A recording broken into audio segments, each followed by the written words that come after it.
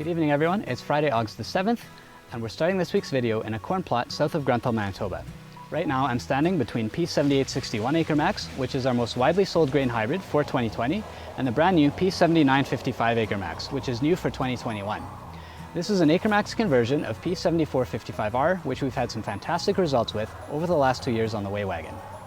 As we reach the middle of August, corn pollination is complete and maturity differences between hybrids become very obvious.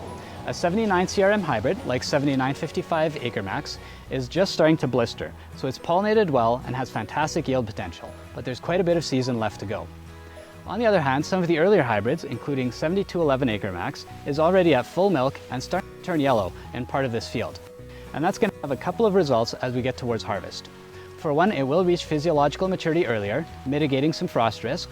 It will be drier at harvest, which means less drying costs. And finally, because of the earlier flowering date, early hybrids tend to have higher bushel weights. So these are all considerations to make as we pick hybrids for the 2021 season. Another thing that we've noticed over the last week is that some of the soil moisture levels are dropping, and we're seeing the effects in our corn and soybean stands. So some of the ridges in the south area, including around Grenfell and Sardo, we're seeing corn that's starting to roll up those leaves and being drought stressed. So we're definitely going to need some moisture to fall in the next week to help keep moving this crop along.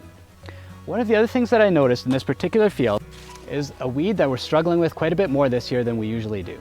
This is biennial wormwood, which in Manitoba generally grows as an annual. It's a prolific seed setter where one plant can produce over 1 million seeds.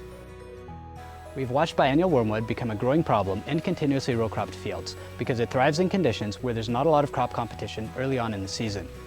With all of that seed in the seed bank, there's also a flush of wormwood that often comes up after herbicide applications have already been made.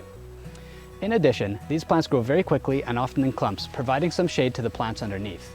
As they grow, they become a little more tolerant to glyphosate, and it's very difficult to control it, especially if using low water volumes.